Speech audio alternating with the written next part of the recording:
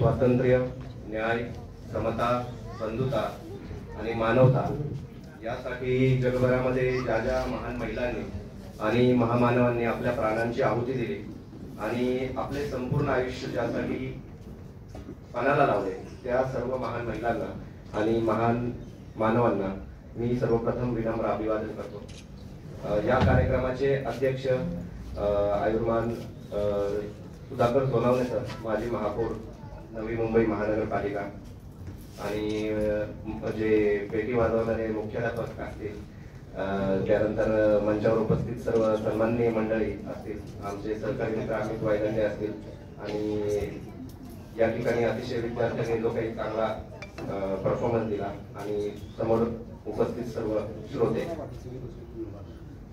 खरं तर अध्यक्षाचं भाषण हे मुख्य वक्त्याच्या नंतरच असतं, तोच प्रोटोकॉल असतो, त्यामुळे त्याचं टेन्शन घेऊ नका। अध्यक्षांचं भाषण होणार आहे, अध्यक्षांच्या मार्गदर्शनाची खरं तर आपल्याला नितांत गरज आहे। आणि मी आल्यापासून पाहतोय की त्यांनी नवी मुंबई महानगरपालिकेच्या माध्यमातून कशा पद्धतीने कामं केली, अभ्यासिका असतील, लायब्ररी असेल, क्रीडा क्षेत्रामध्ये त्यांनी विशेष करून जे आहे ते लक्ष दिलेलं आहे। आणि ही शाळा राज्यामध्ये महानगरपालिकेची, आम्ही आल्यानंतर म्हणजे आम्हाला विश्वास बसत नव्हता की महानगरपालिकेची खरं तर शाळा आहे का, खाजगी शाळा आहे कुठेतरी असं वाटत होतं। तर एवढं सुंदर काम त्यांनी केलेलं आहे जे खरं तर शब्दामध्ये व्यक्त करू शकत नाही। आणि मला असं वाटतं की जे शिव फुले शाहू आंबेडकर या चळवळीला आणि पुरोगामी विचारधारेला जे अभिप्रेत आहे ते काम जे आहे ते या ठिकाणी सुधाकर सोनवणे सर करतात। तर त्यांचं मार्गदर्शन खरं तर झालंच पाहिजे माझ्यानंतर। आज खरं तर मला या ठिकाणी कशासाठी बोलवलंय, सकाळी मी रायगडावर होतो आणि रायगडावर देखील अतिशय सुंदर कार्यक्रम झाला। शिवस्वयंभू स्वराज्य मोहीम, स्वराज्य ते संविधान अशा पद्धतीचा जो कार्यक्रम आहे तो त्या ठिकाणी राबवण्यात आला। आणि त्या कार्यक्रमाच्या माध्यमातून त्या कार्यक्रमाची सुरुवात खरं तर बोधिसत्व विश्वरत्न बाबासाहेब आंबेडकर यांच्या त्या ठिकाणी महाडमधील जो चौदार जाण्याच्या ठिकाणी जो पुतळा आहे त्या पुतळ्याला अभिवादन करून त्या कार्यक्रमाची सुरुवात झाली। त्यानंतर राजमाता राष्ट्रमाता जिजाऊ साहेब यांच्या पातळमधील जी समाधी आहे त्या ठिकाणी अभिवादन झालं, कीर्तन झालं अतिशय सुंदर। आणि त्याच्यानंतर आज सकाळी कधी नव्हे म्हणजे छत्रपती शिवाजी महाराजांनी रायगडावर राजधानी स्थापन केली, शिवराज्याभिषेक सोहळा झाला, अनेक इतिहास रायगडावर घडला, मात्र कधीही कीर्तन रायगडावर झालेलं नाही वारकरी संप्रदायाच्या माध्यमातून। आज जे आहे ते कीर्तन रायगडावर झालं आणि त्या कीर्तनाला साधारण 300 ते 350 लोकांनी ते कीर्तन केलं, ही सगळ्यात चांगली बाब। आणि त्या कीर्तनाची विशेष बाब काय की त्या कीर्तनामध्ये संविधानाला अपेक्षित असलेलं स्वातंत्र्य, न्याय, समता, बंधुता याला अपेक्षित ते कीर्तन झालं।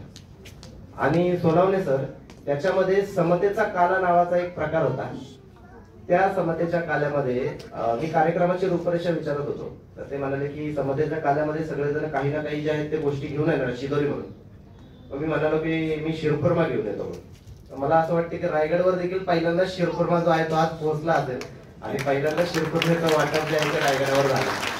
त्याच्यासाठी खरं तर माझं कौतुक ना करू, माझ्या बायकोचं कौतुक करा, कारण तिने जसं ऐकलं की मी समोर बोललो की शिरखुर्मा घेऊन येतो, तिला काही न बोलता ती म्हणाली की मी शिरखुर्मा बनवते आणि तो शिरखुर्मा आम्ही वर घेऊन गेलो, सगळ्यांना वाटप त्या ठिकाणी केलं। तर अशा पद्धतीची कार्यक्रम व्हायला हवीत।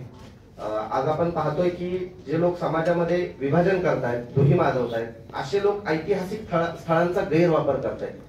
ऐतिहासिक स्थळं ही ऊर्जा केंद्र आहेत आणि त्या ऊर्जा केंद्रावर काहीतरी विकृतीचा प्रसार करून, विकृत विचारांचा प्रसार करून जे आहे त्यांच्या विकृत विचारांना महान विभूतींचा काहीतरी आधार आहे, संदर्भ आहे, अशा पद्धतीने सांगण्याचा प्रयत्न त्या ठिकाणी ही माणसं करतात। त्यामध्ये अशा पद्धतीची जी कार्यक्रम आहे जी रायगडावर होतात ती खरं तर सकारात्मक आहे। आणि आज दुसरी सकारात्मकता ती मला या मंचावर मिळाली की या मंचावर अतिशय सुंदर पद्धतीने जो कार्यक्रम झाला, जे गाणं इतकं सुंदर त्या मुलींनी म्हणालं, त्याला पेटीचा जो सूर आहे तो सरांनी दिला। आणि या देशामध्ये अशा पद्धतीचे विद्यार्थी नाही पाहिजेत तर मग दुसरं काय पाहिजे, खरं तर कशा पद्धतीचे विद्यार्थी पाहिजेत आपल्याला, ज्यांची सतत विवेक बुद्धी जागेवर असेल। मला वाटत नाही की ते जे काही बोलत होते ते मनापासून बोलत होते, खरं तर संविधान जगत आहेत, ते संविधान समजत आहे त्यांना। मात्र सर्वसामान्य माणसांना संविधान आताच्या काळामध्ये समजवणं खूप कठीण होऊन बसलंय, कारण सर्वसामान्य माणसांना संविधान जे आहे ते समजून घेणं याच्यासाठी वेळच नाहीये खरं तर। आज आपण पाहतोय की प्रत्येक ठिकाणची परिस्थिती खरं तर वेगवेगळी असते. अंधश्रद्धा निर्मूलन समितीचं देखील संविधानामध्ये अतिशय मोलाचं योगदान राहिलेलं आहे. नरेंद्र दाभोळकर असतील, त्यांच्या माध्यमातून संविधान जागृतीचे जे आहे ते अभियान सुरू करण्यात आले. आणि सगळ्यात चांगली गोष्ट मला अंधश्रद्धा निर्मूलन समितीची काय वाटते माहितीये का, की आपला योद्धा मारला गेला, ठीक आहे, आपल्या योद्ध्याची हत्या झाली, म्हणून हे जे योद्ध्याला फॉलो करणारे जे अनुयायी आहेत ते हातावर हात धरून बसले नाहीत. हातावर हात धरून बसले नाहीत म्हणजे त्यांनी काय भांडणं वगैरे केली नाहीत, हाणामारी केली नाहीत. त्यांनी तोच विचार 10 पट गतीने जो आहे तो महाराष्ट्रभरामध्ये प्रसारित करण्याचा प्रयत्न केला. मी दुप्पट तिप्पट म्हणत नाहीये, 10 पट गतीने जे आहे त्या अंधश्रद्धा निर्मूलन समितीने हा विचार महाराष्ट्रामध्ये पसरवण्याचा प्रयत्न केला. आज महाराष्ट्रामध्ये मी तुम्हाला सांगतो, सत्सद विवेक बुद्धी जागेवर असलेला केडर बेस मध्ये जर अंधश्रद्धा निर्मूलन समितीचं नाव जर घ्यायचं असेल तर पहिल्या प्रथम संघटनांमध्ये घ्यावं लागेल. त्याचा अनुभव मी घेतो. महाराष्ट्रभर माझी व्याख्यान होतात, वेगवेगळ्या ठिकाणी लोक जे आहेत ते मला भेटतात आणि मी बऱ्याच जणांशी अमित दाभोळकर असतील इतरांशी बोलणं देखील करून देतो. माझा देखील अंधश्रद्धा निर्मूलन समितीच्या वार्तापत्रामध्ये लेख छापून आला होता. हे सगळं सांगण्याचं कारण काय? हे सगळं सांगण्याचं कारण हे की या ठिकाणी ज्या काही गोष्टी बोलल्या जातात, मी बऱ्याचदा सांगत असतो सोनवणे सर, की अंधश्रद्धा निर्मूलन समिती जी आहे ती हिंदू धर्मातील रूढी परंपरांवर काम करणारी अग्रगण्य संघटना आहे. खरं पाहायला गेलं मुस्लिमांमधल्या देखील रूढी परंपरा, अंधश्रद्धा वगैरे त्याच्यावर ते काम करतात. मग मुस्लिमांमध्ये काय, आता हिंदू धर्मातून अंधश्रद्धा असतील, रूढी परंपरा असतील, मागासलेले विचार असतील, याच्यावर काम करणारी बामसेफ आहे, अंधश्रद्धा निर्मूलन समिती आहे, त्यानंतर संभाजी ब्रिगेड आहे.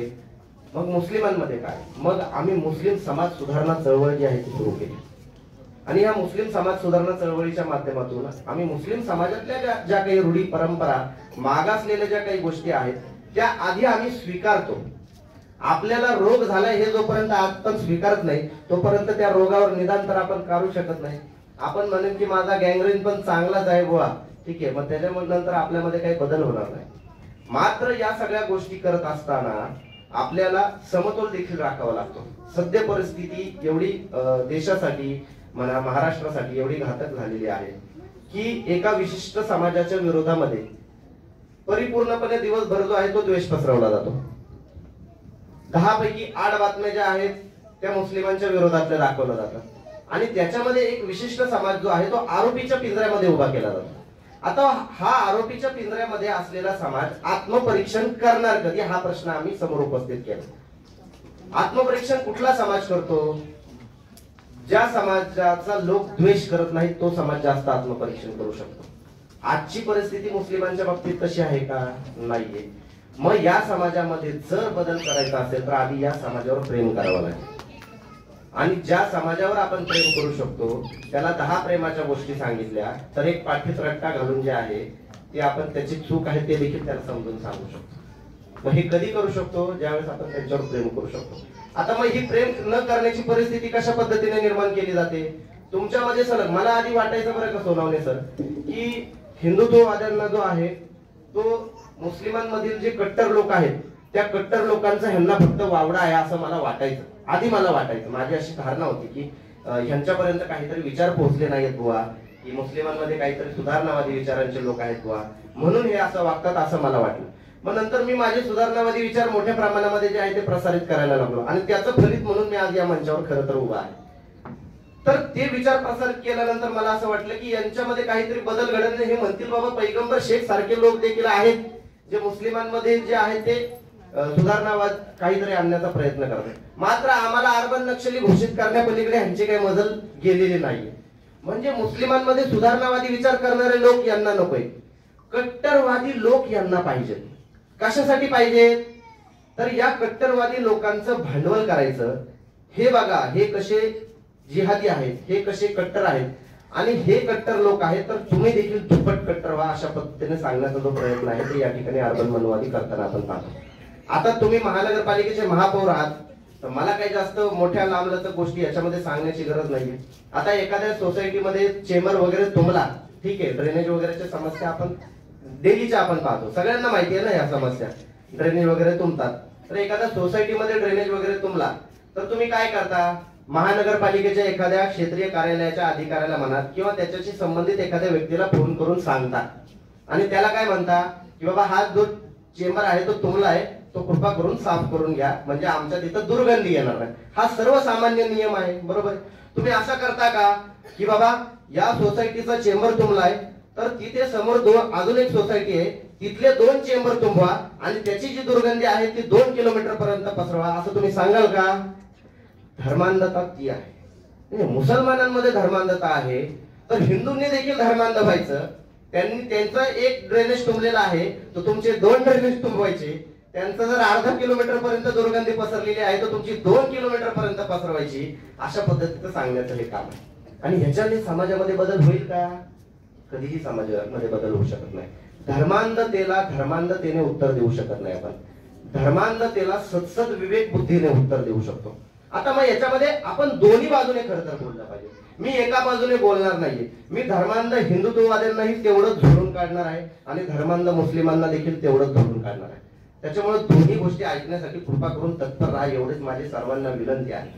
आता या सगळ्या गोष्टी करत असताना आपल्याला काय काय सांगितलं जातं, कुठले कुठले विषय घेतले जातात, आपल्यापर्यंत खरं तर लोकशाही पोहोचूच दिली जात नाही. आज आपण संविधानाचा जागर करतोय, मात्र ही संवैधानिक मूल्य किती जणांना माहिती आणि का माहिती नाही? कारण आपण त्याच्या बाबतीमध्ये सिरियस नाही, गांभीर्य नाही आपण. कारण आपण मॅक्सिमम टाइम आपल्याला मध्ययुगीन इतिहासामध्ये अडकवलं जातं. मध्ययुगीन इतिहासामध्ये काय झालं? मग अफजल खानाचा कोथळा छत्रपती शिवाजी महाराजांनी काढला सांगायचा आणि एका ठिकाणी फ्लेक्स लावायचा. मग अफजल खानाचा फोटो लावायचा, त्याला हिरवी पगडी घालायची. मग छत्रपती शिवाजी महाराज दाखवायचे, त्यांना भगवा टोप घालायचा आणि कोथळा बाहेर काढताना दाखवायचा, सांगायचं की दहशतवाद अशाच पद्धतीने संपवला. बरोबर? अरे बाबा संपवा दहशतवाद, पण तो इतिहास काय तो तरी नीट सांगा. हा इतिहास धार्मिक इतिहास नव्हता, हा इतिहास सत्तेचा इतिहास होता, सत्तेच्या लढाया होता. आता त्याच्यासाठी आपल्याकडे सबळ पुरावे आहेत. आता हे अफजल खानाचा वध वगैरे केला ते सांगतात. मग अफजल खानाचा वध ज्यावेळी केला त्यावेळी छत्रपती शिवाजी महाराजांसोबत अंगरक्षक कोण होते हे सांगत नाहीत. अफजल खानाबरोबर अंगरक्षक कोण होते हे देखील सांगत नाहीत. तर आज आपण त्याची माहिती घेऊ, घ्यायची त्याची माहिती. तर आता तुम्हाला मी जे आहे त्यावेळी छत्रपती शिवाजी महाराजांसोबत अंगरक्षक कोण होते त्यांची नावं वाचून दाखवतो. तर छत्रपती शिवाजी महाराजांसोबत अंगरक्षक कोण होते? येसाजी कंक, संभाजी कावजी, जिवाजी महाला, सिद्दी इब्राहिम, मुसलमान छत्रपती शिवाजी महाराजांबरोबर. कोंडाजी कंक, कानाजी इंगळे, विसाजी मुरुमकर, सुराजी काटके, कृष्णाजी गायकवाड, हे कोणाबरोबर होते? छत्रपती शिवाजी महाराज. आपण संवाद साधतोय बरं. आता अफजल खानाबरोबर कोण होते त्यांची नाव आहे का? अफजल खानाबरोबर कोण होते? सय्यद बंडा, अब्दुल सय्यद, पिलाजी मोहिते, रहीम खान, मंबाजी भोसले, शंकराजी मोहिते, हे कोणाबरोबर होते? अफजल खानाबरोबर. यातला जो मंबाजी भोसले आहे हा छत्रपती शिवाजी महाराजांचा चुलते काका, म्हणजे नातेवाईक. कोणाबरोबर होता? अफजल खानाबरोबर. आता जर हा धार्मिक लढा असता तर अफजल खानासोबत फक्त मुसलमान असते आणि छत्रपती शिवाजी महाराजांसोबत फक्त हिंदू असते. मात्र तसं काही इथं दिसतंय का? नाही दिसत. मग हे प्रश्न आपल्याला याच्या आधी ही नावं आपल्याला माहिती होते का? मग हे प्रश्न आपण विचारत नाही आणि त्याच्यामुळे तुमच्या बाबतीत तुमच्यामध्ये द्वेष निर्माण केला जातो. छत्रपती शिवाजी महाराजांचा इतिहास सांगून आता इतिहास सांगताना काय सांगतात सर? छत्रपती शिवाजी महाराजांनी अफजल खानाचा पुतळा काढला होता छत्रपती शिवाजी महाराजांनी अफजल खानाचा पुतळा. तो काही इतिहास तेवढ्या पुरताच मर्यादित नाहीये. आता पुण्यामध्ये गणपतीच्या मंडळामध्ये अफजल खानाच्या वधाचा देखावा दाखवणार होते आणि त्या देखाव्याला परवानगी पुणे पोलिसांनी नाही दिली आणि माध्यमांनी मला फोन केला. म्हणले पुणे पोलिसांनी परवानगी नाही दिली अफजल खान वधाला, तुमचं काय म्हणणं आहे? अहो म्हणलं त्यांना मुसलमानांनी थोडी ना परवानगी नाही दिली, पुणे पोलिसांनी नाही दिली. पुणे पोलिसांना विचारलं प्रॉब्लेम काय, मुसलमानांनाच का विचारायचं विशेष करून? मग त्याच्यानंतर मी माध्यमांकडे गेलो. मी म्हणालो की आमचं त्या देखाव्याला पूर्ण समर्थन आहे, तो देखावा पूर्ण दाखवा. पुणे पोलिसांनी त्यांना परवानगी दिली पाहिजे. फक्त मंडळाच्या लोकांना माझी विनंती आहे, जी ती मान्य करतील का नाही मला माहित नाही, की तो देखावा पूर्ण दाखवा. छत्रपती शिवाजी महाराज अफजल खानाचा पुतळा काढण्यासाठी गेले होते, त्याला संपवण्यासाठीच गेले होते. तो स्वराज्याचा शत्रू होता अफजल खान. मात्र अफजल खानाचा पुतळा बाहेर काढल्यानंतर छत्रपती शिवाजी महाराजांवर धावून आला सय्यद बंडा आणि सय्यद बंडाचा जो हात आहे तो धडा वेगळा शिवाजी महाले यांनी केला. त्यानंतर अफजल खानाचा जो वकील आहे कृष्णा कुलकर्णी, त्याने छत्रपती शिवाजी महाराजांवर पहिला वार केला तलवारीने, आणि त्याच्यानंतर त्याचं देखील मुंडकं जे आहे ते धडा वेगळं छत्रपती शिवाजी महाराजांनी केलं.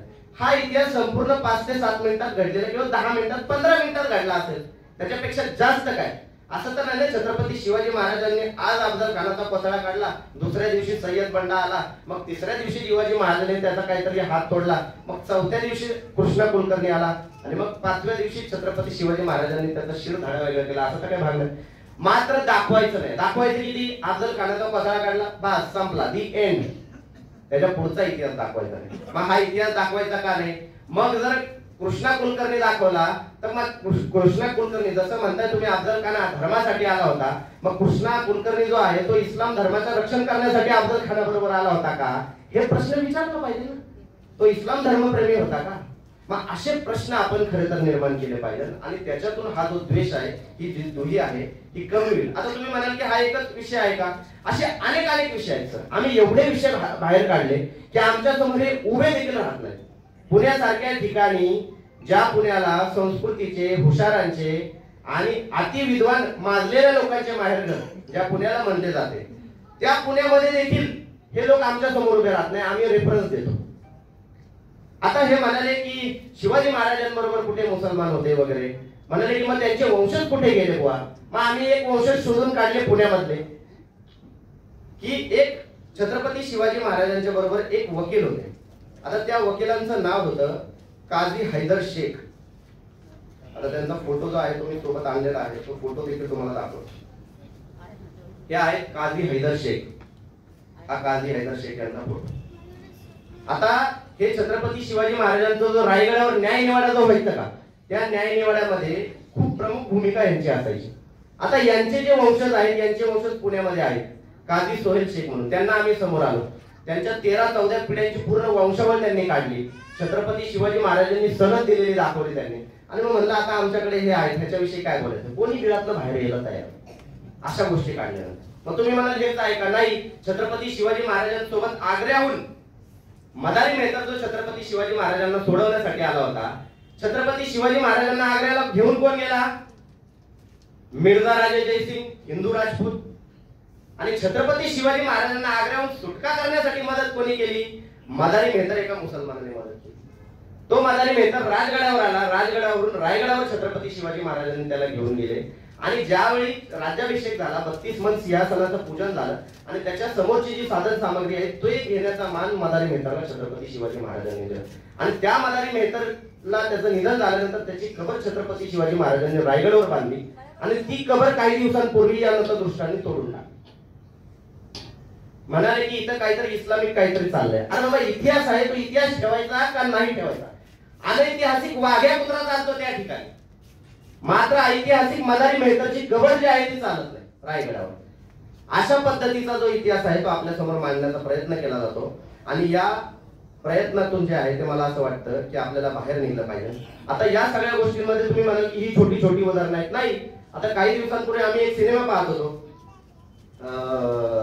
त्या सिनेमामध्ये जो आहे ते बहलोल खानाच्या विरोधामध्ये जे 7 मराठी गेले होते लढण्यासाठी, ठीक आहे, त्या 7 मराठ्यांमध्ये आपल्याला हे गाणं माहिती असेल, म्यानातून अवसरे तलवारीची पात, वेळात मराठे वीर लवडले सात. कोणाकोणाला माहिती आहे गाणं?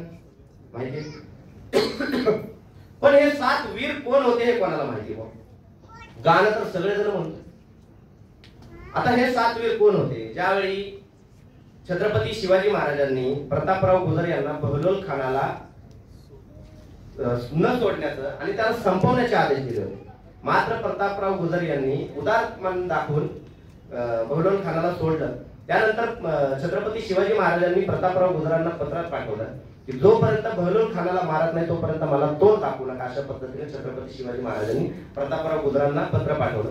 आणि त्यानंतर प्रतापराव गुजरांसोबत असलेले 6 वीर, प्रतापराव गुजरांना धरून 7 वीर, हे बहलोल खानाच्या हजारो फौजेला लढण्यासाठी 7च्या 7 गेले.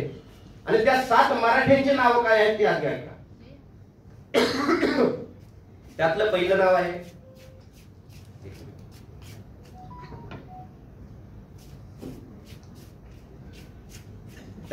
नाव आहे प्रतापराव गुजर.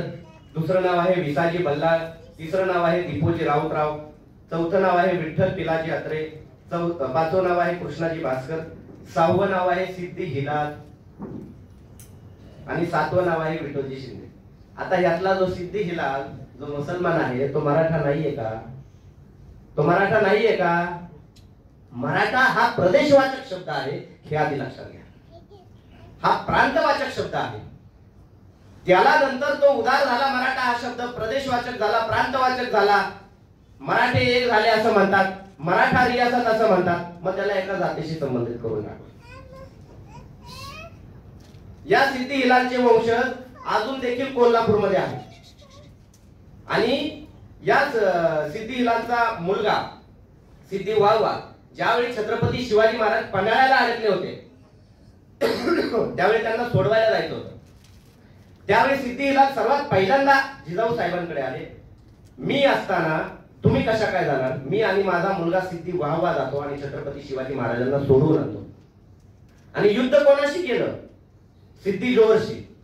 समोर मुसलमान, युद्ध कोण करतंय? मुसलमान. कोणाच्यासाठी? एका हिंदू राजासाठी, छत्रपती शिवाजी महाराजांसाठी. आणि त्या युद्धामध्ये सिद्धी हिलालचा मुलगा सिद्धी वाहवा हा त्या ठिकाणी शहीद झाला. आणि त्याची देखील कबर पन्हाळा ते पावनखिंड ट्रेक मध्ये तुम्हाला पाहायला मिळेल. हा इतिहास तुम्हाला आजपर्यंत कोणी सांगितला? सांगणार पण नाही. कसं सांगणार? मग हिंदू मुस्लिम दुही कशी निर्माण करायची?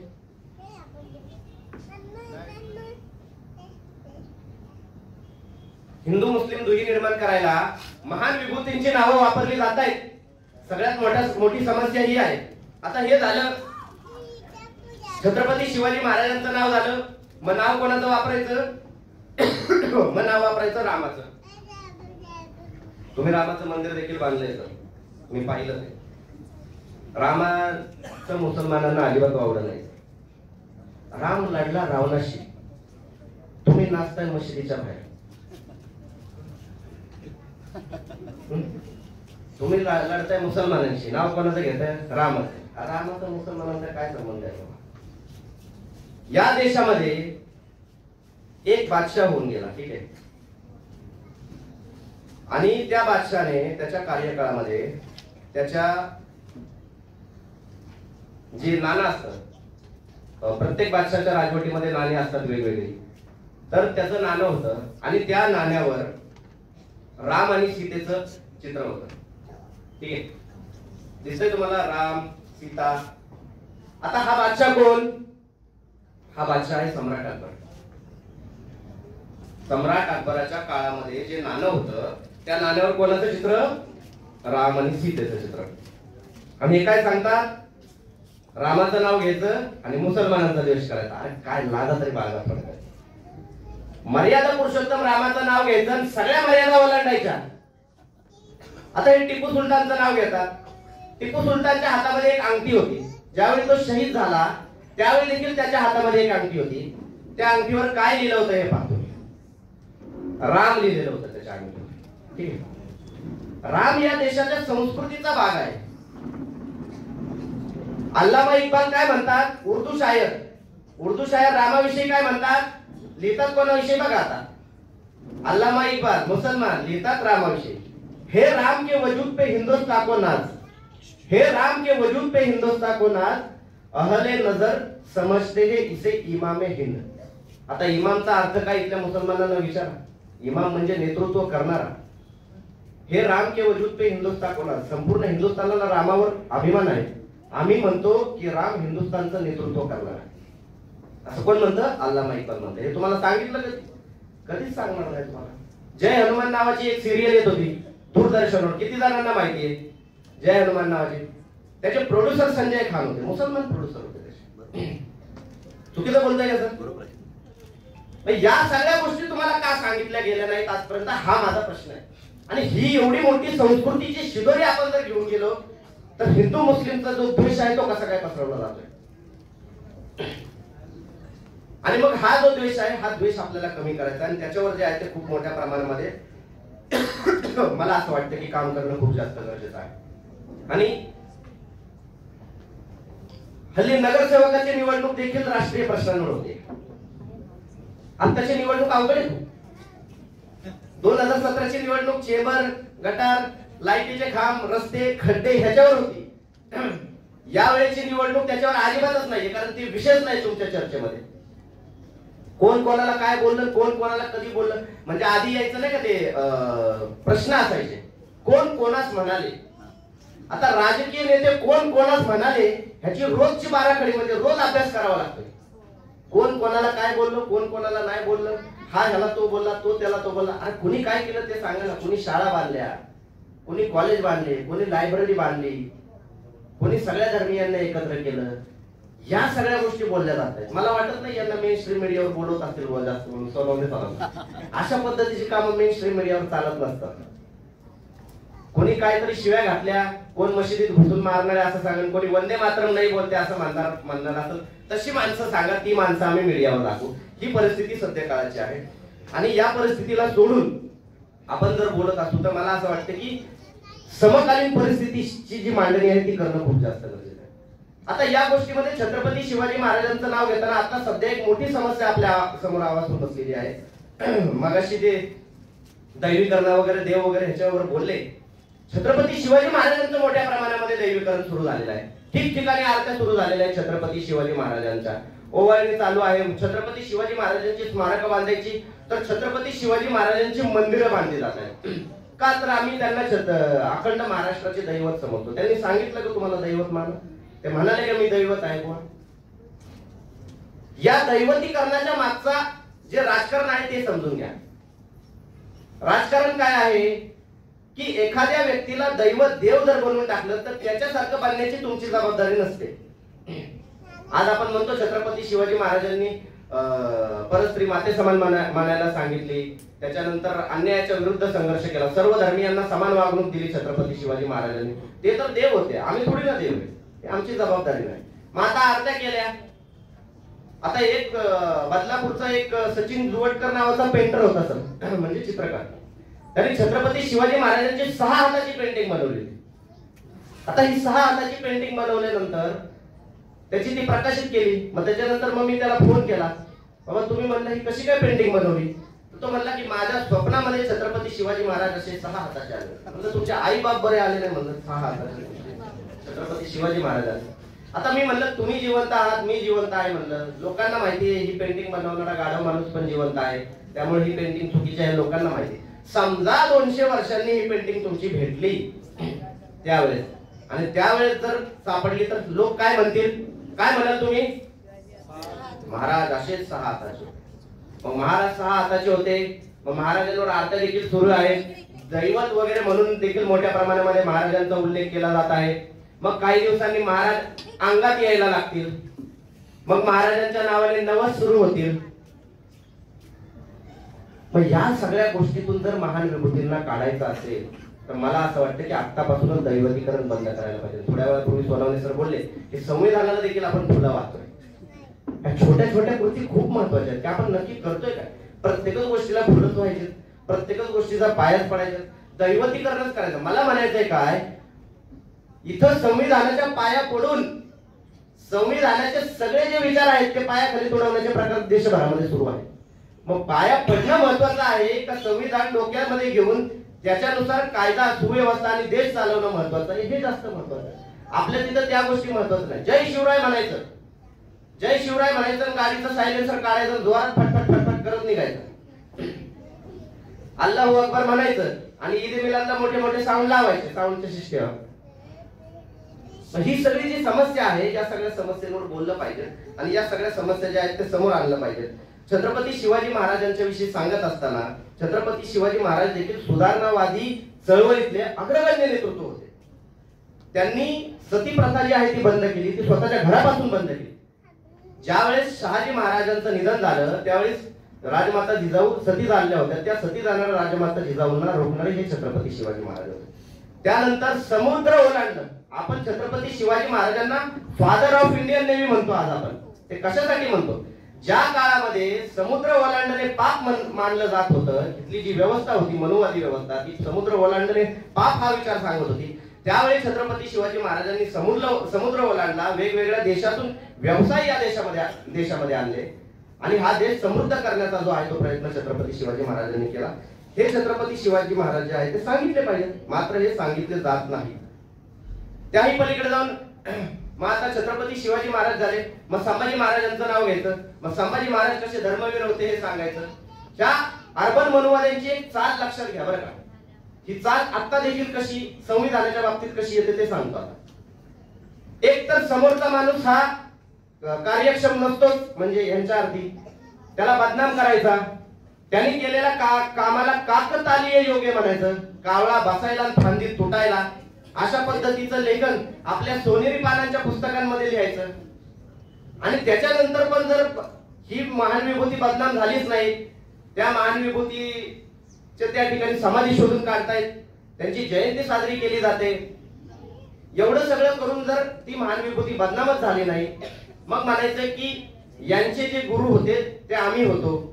मग त्यांच्या मागे असा हात लावून जो आहे तो उभा राहायचा, भेटही झालेली नसते, बोलणंही झालेलं नसतं, मात्र मग ह्यांनी जे काम केलंय त्यांचे गुरु मात्र आम्ही आहोत बरं का, असं सांगायचं. मग आता गुरुस्थानी देखील घेता आलं नाही, तर मग सांगायचं ह्यांनी जे काम केलं ते आमच्याच धर्मासाठी काम केलं, मग त्यांना धर्मवीर घोषित करायचं. ज्यांच्या राज्याभिषेकाला ह्यांनी विरोध केला, त्यांच्या धर्मासाठी ह्यांनी संघर्ष केला, असं आता सांगण्याचं काम हे करताय. म्हणजे बघा, चित भी मेरी पट भी मेरी, म्हणजे तुम्ही काम करताय तरी पण आम्ही तुम्हाला तुमची बदनामी करणार, बदनामी करून जर आम्हाला यश आलं नाही तर आम्ही म्हणणार की तुम्ही आमच्यासाठी लागला. मग छत्रपती संभाजी महाराजांचं नाव घ्यायचं, मग छत्रपती संभाजी महाराजांची जी हत्या आहे ती धर्मासाठी झाली असं सांगायचं. औरंगजेब हा धर्माचं राजकारण करणारा अतिशय विकृत मनुष्य होता. याच्या बाबतीत मनामध्ये कुठल्याही पद्धतीचं गैरसमज बाळगण्याची गरज नाही, इथल्या मुसलमानांनी देखील बाळगण्याची गरज नाही. कधीही औरंगजेब इथला मुसलमान कधी डोक्यावर घेत नव्हता. 2014च्या आधी औरंगजेबाचं कुठं डोक्यावर घेणारे फोटो व्हिडिओ कधी तुम्ही पाहिलेत? आता का दिसतात बरं? औरंगजेब याने धर्माचं राजकारण करताना धर्माचा वापर केला. त्याने छत्रपती संभाजी महाराजांना हत्या करण्याचे आदेश दिले आणि ते करत असताना त्याने दोनच प्रश्न विचारले संभाजी महाराजांना, की तुझ्या संपत्तीच्या जी आहे ती संपत्ती कुठे आणि माझ्या सरदारांपैकी तुला फितूर कोण आहे? औरंगजेबाची भावना काय होती? औरंगजेबाची भावना ही होती की मी शहाजी राजेंना माझ्या सैन्यामध्ये कामाला ठेवलं, मी शिवाजी महाराजांना आग्र्याहून सही सलामत जाऊन दिलं, आता मी तिसरी चूक माझ्या आयुष्यात संभाजी महाराजांना सोडून करणार नाही, ही औरंगजेबाची भावना होती. आता हा औरंगजेब खूप उदार आहे वगैरे, त्याच्यानंतर काय आता मुसलमान म्हणतात औरंगजेब रहमतुल्लाह अलैहि वगैरे असल्या काहीतरी करण्याची जी काही गोष्ट केली जाते, तर त्यांना देखील औरंगजेब किती क्रूर होता हे देखील सांगणं गरजेचं आहे. या औरंगजेबाने स्वतःच्या 27 नातेवाईकांची देखील हत्या केली. आता ही जी हत्या केली ही धर्मासाठी केली का? ही सत्तेसाठी केली. सगळ्यात जबरदस्त म्हणजे मोठी हत्या जर त्यांनी कुठली केली असेल तर त्याच्या सख्या मोठ्या भावाची दाराशुकोची हत्या कशी केली ते जाणून घेणं खूप महत्वाचं आहे. दाराशुकोला त्याने नजर कैदेमध्ये ठेवलं होतं औरंगजेबाने, आणि ज्यावेळी दाराशुकोला मारण्याचे आदेश दिले त्यावेळी दाराशुको म्हणत होता की मला मारू नको, मला नजर कैदेमध्ये ठेव आणि मला फक्त सेवा करण्यासाठी एक दासी दे, असं दाराशुको म्हणाला औरंगजेबाने. आणि औरंगजेबाने ते ऐकलं नाही सर. औरंगजेबाने दाराशुकोचं जे शिर आहे ते धडा वेगळं केलं. इतक्यावरच औरंगजेब थांबला नाही, तर एका चांदीच्या तपकामध्ये सजवलेल्या तपकामध्ये दाराशुकोचं शिर घेऊन जे आहे ते संपूर्ण मंत्रिमंडळाच्या समोर औरंगजेबाने आणायला लावलं आणि मंत्रिमंडळाला सगळ्या विचारलं की हाच दाराशुको आहे का ते पहा, कारण गेल्या 12-15 वर्षापासून मी आता तोंड पाहिलेलं नाही. हा औरंगजेब होता. आणि विशेष बाब म्हणजे औरंगजेबचा जन्म देखील गुजरातमध्ये झाला होता. मग धर्माचं राजकारण करणारी जी लोक आहेत ते गुजरातमध्ये जन्म घेतात का, याचा देखील विचार खूप जास्त करणं या काळामध्ये गरजेचं आहे असं मला वाटतं. आणि या सगळ्या गोष्टी ज्या आहेत, या सगळ्या गोष्टी सांगत असताना मला असं वाटतं की मुस्लिमांमध्ये देखील सुधारणा वगैरे ज्या आहेत या विषयांवर बोललं गेलं पाहिजे. आपल्यामध्ये अनेक मागासलेल्या गोष्टी आहेत. बऱ्याच ठिकाणी सांगितलं जातं की शरीयत पहिले शरीयत पहिले शरीयत पहिले वगैरे बोललं जातं. मी उघडपणे माध्यमांमध्ये भूमिका मांडली, शरीयत का संविधान, तर मी सगळ्यात पहिल्यांदा म्हणलं की संविधान. याच्या मागे कारण आहेत, ती कारण लक्षात घ्या. शरीयत आहेच कुठे? 50 देशाच्या 50 शर्यती आहेत. मुस्लिम देशांचं सांगतोय मी, या जगामध्ये 57 मुस्लिम देश आहेत. त्या 57 मुस्लिम देशाचे 57 शर्यत कायदे वेगळे आहेत. वेगवेगळ्या देशांमध्ये वेगवेगळ्या जे आहेत त्याच्यासाठी पोशाखांचे कायदे, वाहतुकीचे कायदे, त्याच्यानंतर चोरीच्या संदर्भातले कायदे, या सगळ्या कायद्यांमध्ये जे आहेत हे सगळे कायदे असताना तुम्ही कुठली शर्यत या देशामध्ये घेऊन जाता? आज आपल्या देशामध्ये शर्यत किती टक्के अवेलेबल आहे? फक्त बहुपत्नीत्वासाठी आणि त्याच्यानंतर जे मालमत्तेचं वाटप करण्यासाठी आणि विवाहाच्या बाबतीत, या 3च बाबतीत तुमची शर्यत या ठिकाणी उपलब्ध आहे. आणि या शर्यतचा जो डोलारा आहे, काही नेते संसदेमध्ये घेतात आणि म्हणतात की शर्यत की एक एक ईट निकाली जा रही थी और हम आवाज उठा रहे थे. अरे कुठल्या शर्यतची वीट काढली जाते बाबा? हा प्रश्न तुम्ही विचारायला नको. कधी कुठला मुसलमान मधला नेता उठलाय, कधी बोललाय की बाबा जर मुसलमानाने चोरी केली तर त्याचे हातच कापले पाहिजेत शर्यत कायद्यानुसार? कोणी बोललंय आजपर्यंत? कोणी बोललंय जर मुसलमानाने बलात्कार केला तर त्याला एका ठिकाणी खड्ड्यामध्ये गाडून त्याला आजूबाजूने दगड मारून त्याला मारलं पाहिजे? हा शर्यतचा कायदा आहे. कोणी बोलला आजपर्यंत कुठला नेता संसदेमध्ये हा कायदा या ठिकाणी आला? मग कुठल्या कायद्याविषयी बोलताय तुम्ही? कायदे हे सलग अपडेट होणारे असतात, एक लक्षात घ्या. आणि त्याच्यामुळे संविधान का महान आहे? कारण संविधान घटना दुरुस्तीचा देखील अधिकार देतो. संविधान स्वतःला परिपूर्ण म्हणत नाही. संविधान म्हणतं की काल सुसंगतता आपण घेतली पाहिजे, काळानुसार आपण बदललं पाहिजे. आणि हे संविधान का श्रेष्ठ आहे? हे संविधान बनवताना जगभरातल्या वेगवेगळ्या संविधानाचा अभ्यास केला गेला होता. आणि भारताचं संविधान हे जगातील सर्वात मोठं संविधान आहे, हे सगळ्यात पहिलं लक्षात घ्या. 395 कलम त्याच्यामध्ये आहेत. 2 वर्ष 11 महिने 18 दिवस सलग राबून हे संविधान बनवलं गेलेलं आहे. या संविधानाचे घटना समितीचे, मसुदा समितीचे जे अध्यक्ष होते डॉक्टर बाबासाहेब आंबेडकर होते. आणि डॉक्टर बाबासाहेब आंबेडकरांनी हे संविधान लिहित असताना या देशातील सर्वच घटकांचा विचार केला. या जगामध्ये सगळ्यात छोटं जर संविधान कुठल्या देशात असेल तर ते अमेरिकेचं संविधान आहे. फक्त 7 कलम आहेत त्या संविधानामध्ये. आपल्या संविधानामध्ये किती कलम आहेत? 395 कलम आपल्या संविधानामध्ये. काय? कारण आपल्या देशामध्ये 31 राज्य आहेत. या 31 राज्यांमध्ये साधारण 6 पेक्षा जास्त मोठे धर्म आहेत. 6400 पेक्षा जास्त वेगवेगळ्या जाती आहेत. 1600 पेक्षा जास्त भाषा आहेत. 28 पेक्षा जास्त मोठे मोठे सण आहेत. या सगळ्यांना एका विशिष्ट सूत्रात बांधण्यासाठी आपल्याकडे काय आहे? तर तुमच्याकडे एकच उत्तर येईल, ते म्हणजे संविधान. दुसरं कुठलंच उत्तर येणार. आपण म्हणतो हे संविधान जे दिलं कशा पद्धतीने दिलं, त्याच्यावर बरेच जण टीका करतात. ज्यावेळी हा देश स्वतंत्र झाला त्यावेळी हा देश ब्रिटिशांनी 560 जी संस्थान होती त्या संस्थानांना स्वतंत्र केलं होतं. आणि त्या संस्थानांना अधिकार दिले होते की तुम्हाला काय करायचं ते करा. आता तुम्हाला या देशात विलीन व्हायचंय का नाही व्हायचंय हे तुम्ही ठरवा. आणि हा देश एकसूत्र होण्यासाठी ज्या सरदार वल्लभभाई पटेलांनी प्रयत्न केला, आपण आयरन मॅन त्यांना म्हणतो की लोहपुरुष जे आपण म्हणतो, त्यांनी प्रयत्न केले आणि त्याच्यामुळे हा देश एकसंघ राहिला. आणि तो देश एकसंघ राहण्यासाठी संविधान बनवण्यासाठी जो आहे तो एवढा वेळ लागला. बरेच जणांनी त्याच्यावर टीका केली, संविधान बनवण्यासाठी एवढा वेळ का लागला? एवढी विविधता, 5-5 किलोमीटर, हल्ली तर नवी मुंबई सारख्या ज्या देशामध्ये आहे, महानगरपालिकांमध्ये जे आहे, घरातून बाहेर निघाले की संस्कृती बदलते. स्लम एरियामध्ये जे आहे, एक पाय असतो युपी बिहार मध्ये, दुसरा पाय असतो कर्नाटक मध्ये, आलो की महाराष्ट्रामध्ये असतो, मध्ये कुठेतरी आंध्र प्रदेश मध्ये आपण जातो. एवढी विविधता जी आहे ती आपल्या देशामध्ये आहे. आणि एवढ्या सगळ्या विविधतेला एका सूत्रमध्ये जर बांधायचं असेल तर ते संविधानच आपल्याकडे आहे. आणि हे संविधान घराघरामध्ये पोहोचवलं पाहिजे. मात्र ते का पोहोचवलं जात नाही? इथले जे मतदार आहेत ते मतदार तुम्ही सुशिक्षित का करत नाही याच्या मागचं कारण लक्षात घेतलं पाहिजे. तुम्हाला फक्त काय सांगितलं जात आहे? मतदानाचा तुम्हाला अधिकार आहे. मग हा मतदानाचा अधिकार तुम्ही कसा बजावता? मतदानाचा अधिकार आम्ही खूप छान पद्धतीने बजावतो. काही जण सकाळी 7 वाजता उठतात, मतदान करतात, 10 वाजेपर्यंत मतदान उरकून टाकतात. काही जण 12 वाजता वोटर आयडी कार्ड घराच्या बाहेर घेऊन उभं राहतात. कोणी 500 देतंय का, कोणी 1000 देतंय का याची वाट पाहतात. काही जण ह्याच्याकडून घेतलंय, आता त्याच्याकडून घेता येतंय का 5 वाजेपर्यंत त्याची वाट पाहतात. अशा पद्धतीने या मताचा जो वापर आहे तो आपण करतो. विशेष आहे मताचा अधिकार, सरकार कोणाचे येणार, नेतृत्व कोणाचं असणार याचा विचार करण्यासाठीचा जो अधिकार आहे तो तुम्हाला दिलेला आहे. मात्र तो आपण विकतोय. तुमची जी ताकद आहे ती ताकद कोणी एखाद्याला विकेल का? मात्र आपण आपली ताकद विकतो का? कारण विकत घेणारे देखील आहे. तुम्हाला गुलाम बनवायचं, अशा पद्धतीने देखील गुलाम बनवलं जातं. सरांचं एक कौतुक मला वाटतं की आपण ब्रिटिशांच्या गुलामीमधून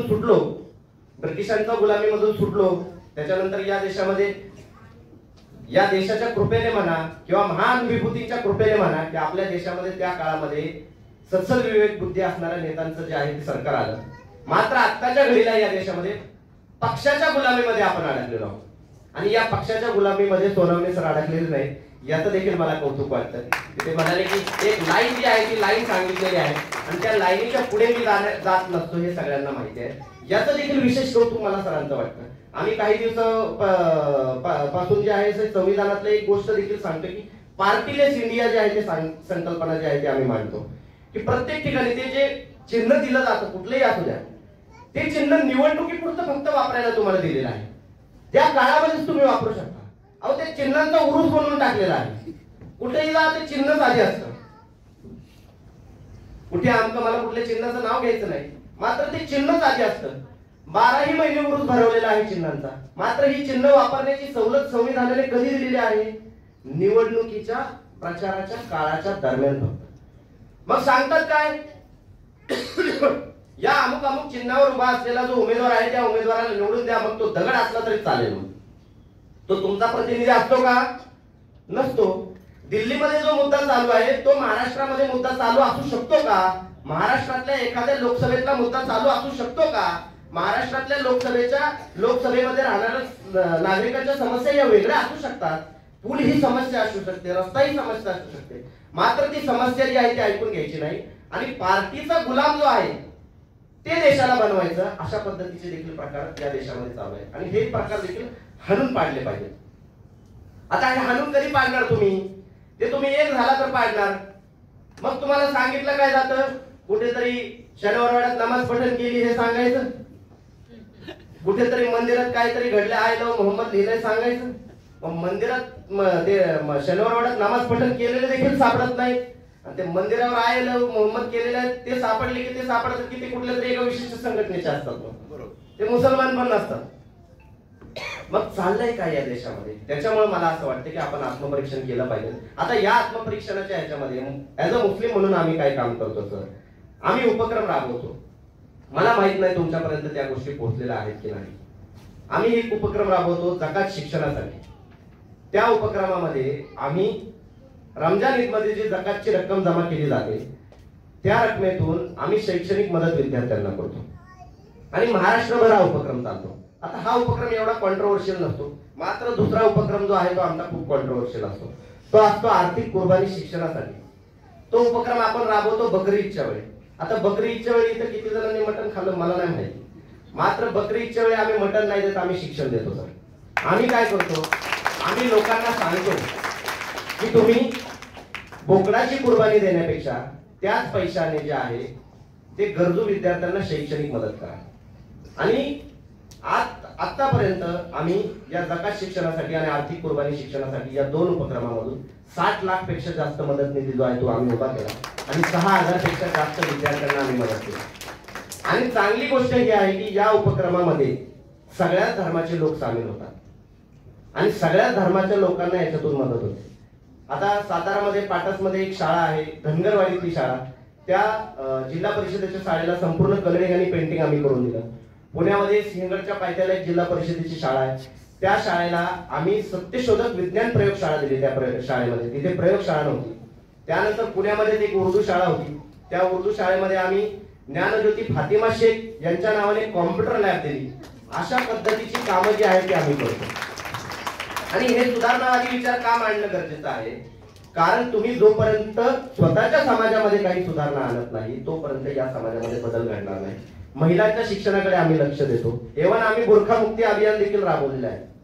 आमच्यामुळे महाराष्ट्रभरामध्ये 100 पेक्षा जास्त महिलांचे बुरखे बंद झालेले आहेत. इथे कितीतरी लोकांना माहिती आहे आणि हा उपक्रम आम्ही उघडपणे राबवतो. माझ्या बायकोचा देखील बुरखा जो आहे तो आम्ही बंद केला. 5 टाइम नमाज आहे माझी बायको. आणि उघडपणे छातीचा कोट करून ही कामं आम्ही का करतो? कारण धर्मांधता कशी घालवत असतात सर, याचं एक उदाहरण सांगतो तुम्हाला. ते टोपी विकणारा आणि माकडाची गोष्ट माहिती आहे तुम्हाला. माकडा असतात, तो एक टोपी विकणारा जो आहे तो एका झाडाखाली झोपलेला असतो. त्याच्या याच्यामध्ये काय म्हणतात, बॅग मध्ये किंवा पेटीमध्ये टोपे असतात, बरोबर. महानगरपालिकेच्या शाळेच्या पोरांना ही कथा माहितीच असते, चांगली गोष्ट. मग ती टोपी घेतात, माकडं वर जातात. मग तो टोपीवाला काय करतो, खालून काय फेकतो, तो पहिला दगड फेकतो, बरोबर. मग ते काय करतात, वरनं काठ्या वगैरे फेकतात, बरोबर. मग हा टोपीवाला काय करतो, स्वतःची टोपी काढून जी आहे ती फेकतो आणि मग ते माकडं जे आहेत ती स्वतःची टोपी काढून फेकतात. मग ही जी टोपी आहे ही धर्मांधता आहे. स्वतःच्या आतली जी टोपी आहे धर्मांधतेची ती आधी खाली फेका. ती फेकल्यानंतर समोरची जी माकडं आहेत ते आपोआप धर्मांधतेची टोपी खाली फेकतील. या पद्धतीने काम आम्ही करतो सर. आता हे काम करत असताना मग हे म्हणतात, मी जसं थोड्या वेळापूर्वी म्हणालो की याला आधार काय वगैरे गोवा. मी म्हणालो की प्रत्येक देशाच्या शरीयत कायदे हे वेगळे आहेत. गेल्या 1-1.5 वर्षामध्ये कझाकिस्तान आणि तजाकिस्तान सारखे मुस्लिम बहुल जे देश आहेत, 97% मुस्लिम लोकसंख्या असलेल्या देशांनी हिजाब आणि बुरखा बंद केला. 97%. कशाच्या आधारावर केला? 5 टाइम नमाज पठण करतायत. का केला बरं? सौदी अरबचे जे राजे आहेत मोहम्मद बिन सलमान, हे म्हणाले की सौदीच्या महिलांना सौदीच्या काय पोशाख परिधान करायचा हे सौदीच्या महिला स्वतः ठरवतात. किती मोठं विधान आहे. त्याच्यानंतर त्यांनी ड्रायव्हिंग लायसन्सचा जो आहे तो अधिकार सौदीच्या महिलांना दिला. नोकरी करण्याचा जो अधिकार आहे तो सौदीच्या महिलांना दिला. विचार करा तुम्ही, इथल्या मुस्लिम महिलांनी विचार करावा की तुम्हाला ड्रायव्हिंग करण्याचा जर अधिकार नसता तर तुम्ही काय केलं असतं. सौदीच्या महिलांना ड्रायव्हिंग करण्याचा अधिकार 2022 मध्ये मिळाला. तुम्हाला कधी मिळालाय? मग काय श्रेष्ठ हे तुम्ही ठरवा. संविधान श्रेष्ठ की शरीयतच्या नावावर महिलांचं केलं जाणारं शोषण श्रेष्ठ हे ठरवा. इथला 5 टाइम नमाजी माणूस जरी त्याच्या बायकोला म्हणाला की तू गाडी चालवू शकत नाही, ती पायातनं चप्पल बाहेर काढत नाही परिस्थिती आहे. आणि त्याच्यामुळे मला असं म्हणायचंय की या सगळ्या गोष्टीचा जगाचा जो आढावा आहे तो जोपर्यंत आपण सांगत नाही तोपर्यंत याच्यामध्ये बदल होत नाही. पण हा बदल कधी होणार? हा बदल सर जवळ केल्यानंतर होणार. आम्ही मुस्लिमांवर तेवढं प्रेम देखील केलं. त्यांच्यामध्ये जाऊन बसलो, मशिदीमध्ये जाऊन आम्ही मराठीमधून कुराण वाचलं आणि मराठी भाषा ही तुमची भाषा आहे हे देखील आम्ही ठासून सांगितलं. बरेच ठिकाणी तुम्हाला सांगतात की मुस्लिम लोक म्हणतात की मराठी भाषा आपली नाहीये, हिंदू की भाषा आहे. मराठी आम्ही माझ्यासोबत कुठलाही माणूस भेटला की मी मराठीत बोलतो. रायगडावर देखील आम्ही मराठीमध्ये बोललो. प्रत्येक ठिकाणी आम्ही मराठीमध्ये बोलतो. मराठी ही तुमची भाषा आहे. भाषा हे संवादाचं माध्यम आहे. याचा अर्थ आम्ही उर्दूचा विरोध करतो का? नाही करत. थोड्या वेळापूर्वी सर म्हणाले की अरबी देखील शिकली पाहिजे. शिकली पाहिजे, भाषा शिका. भाषेला कोणी आक्षेप घेतलेला नाही. मात्र तुमची स्थानिकच भाषा तुम्हाला येत नसेल आणि तुम्ही इथले भूमिपुत्र असताना जर तुम्ही युपी बिहारचे वाटत असाल तर त्या भाषेला काय चाटायचंय काय? याचा विचार तुम्ही केला पाहिजे. इथला मुसलमान हा इथला वाटत नाहीये. का वाटत नाहीये? याचं कारण असं की इथल्या मशिदींमध्ये 90% पेक्षा जास्त मशिदींमध्ये मौलाना हे युपी बिहारचे आहेत. आता ही युपी बिहारचे मौलाना मराठीत बोलणार आहेत का? नाही बोलणार. आता त्यांना पैगंबर साहेब माहिती असतील, अरबची क्रांती माहिती असेल, पण इथली छत्रपती शिवाजी महाराजांची, फुलेंची, शाहू महाराजांची, बाबासाहेबांची, तुकाराम महाराजांची क्रांती माहिती असणार आहे का? ती इथल्या मराठी माणसालाच माहिती असणार आहे. मग इथल्या मराठी माणसांना मशिदीमध्ये मौलाना म्हणून घ्या, ही देखील आम्ही भूमिका मांडत असतो. मशिदीमधून येणाऱ्या बयानाचा आवाज हा मराठीमधून असावा, या पद्धतीची भूमिका आम्ही मांडत असतो. मशिदीमध्ये काय बोललं जातं तेच तुम्हाला कळत नाही. आता इथं टोपी घातलेले नमाजी माणूस बसलेले आहेत, अहो खुतब्यामध्ये काय बोलतात तेच आम्हाला समजत नाही. पैगंबर साहेबांचं जे शेवटचं प्रवचन आहे, जे अरबमध्ये त्यांनी दिलं होतं, मक्कामध्ये त्यांनी दिलं होतं, ते प्रवचन समोर मौलाना उभा राहून बोलतो. तो अरबीमध्ये बोलतो आणि त्या अरबीमध्ये बोललेलं तिथल्या 99% मुसलमानांच्या डोक्यावरून जातं. काय बोलतो हेच माहिती नाहीये. आम्ही म्हणतो आम्ही फक्त त्याच्यामध्ये, दुसरं काही म्हणत नाही आणि शेवटी दररोज शरीफ पडतो. मग मला सांगा कुराणामध्ये सांगितलेलं आहे की हे जर कुराण आहे आम्ही इतर भाषांमध्ये अवतरित केलं असतं तर तुम्ही म्हणाला असतात की श्रोता अरबी आहे आणि भाषा तर अरबी आहे. म्हणजे कुराणने कुठल्याही एका भाषेला महत्व दिलेलं नाहीये, ही गोष्ट लक्षात घ्या. अरब मधली पैगंबर साहेबांची क्रांती समजून घेणं गरजेचं आहे. अरब मध्ये पैगंबर साहेबांनी तत्कालीन रूढी परंपरांच्या विरोधामध्ये बंड पुकारला होता आणि त्या रूढी परंपरा काय होत्या त्या देखील इथल्या मुसलमानांनी समजून घेणं गरजेचं आहे.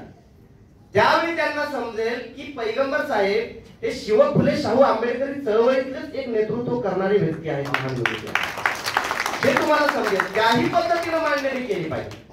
जगामध्ये 200 कोटी मुस्लिम आहेत, बरोबर आहे. हे 200 कोटी मुस्लिम सोडून जगाची लोकसंख्या 600 कोटी आहे. हे 600 कोटी लोक पैगंबर साहेबांना प्रेषित मानतात का? नाही मानत. काही जण त्यांना महान विभूती देखील मानतात. साने गुरुजींनी देखील पैगंबर साहेबांवर लिहिलं. महात्मा फुलेंनी देखील पैगंबर साहेबांवर पोवाडा लिहिला. पैगंबर साहेबांवर पोवाडा कोण लिहित आहे? महात्मा फुले पोवाडा लिहितात. आणि हेच महात्मा फुले काय म्हणतात दुसरीकडे ते म्हणतात की मोहम्मद झाला जहा मर्द खरा त्यागेले संसारा ईशा पायी,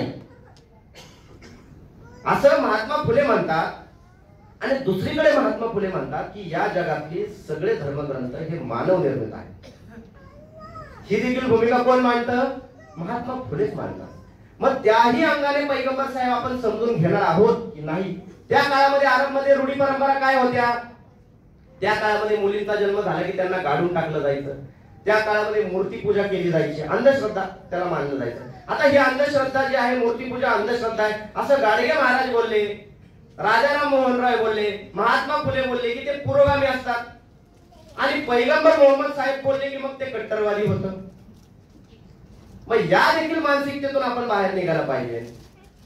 त्या काळामध्ये अरबमध्ये काबा, ज्या काब्याला प्रदक्षिणा घातल्या जातात त्या ठिकाणी 365 देवी देवतांच्या मूर्त्या होत्या. आता त्या देवी देवतांचा आणि भारताच्या देवी देवतांचा लांब लांब पर्यंत काही संबंध नव्हता. फोन देखील लागत नव्हते एकमेकांना इथपर्यंत. त्यांचे नाव हुबल, लात, उज्जा नावाची देवी होती, बरोबर सांगतो. आणि त्यांचं ते पूजन करायचे. येशू ख्रिस्तांची मूर्ती त्याच्यामध्ये होती आणि जे प्रेषित परंपरेतले काही लोक होते त्यांच्या देखील मूर्त्या आणि पेंटिंग त्याच्यामध्ये होतं. त्यांचं पूजन लोक करायचे. आणि पैगंबर साहेबांनी हा विचार मांडला की हे जे देव तुम्ही सांगताय हे देव नाही, खरा ईश्वर एकच आहे आणि त्याला तुम्ही पूजा. हा पुरोगामी विचार पैगंबर साहेबांनी त्या काळामध्ये सांगितला. आता तोच विचार इथल्या संत महात्मांनी देखील सांगितला. जगाचा निर्मिक आहे एक धनी, त्याचे भयवली धरा सर्व. असं कोण म्हणाल? महात्मा फुले म्हणाले. महात्मा फुले निर्मिक मानायचे. मात्र निर्मिकाचा धर्म कुठला? तर स्वातंत्र्य, समता, बंधुता हे देखील महात्मा फुले सांगायचे. ते देखील तितकंच लक्षात घेतलं पाहिजे. मग आता ह्या अंधश्रद्धाच्या विरोधामध्ये काम त्यांनी केलं.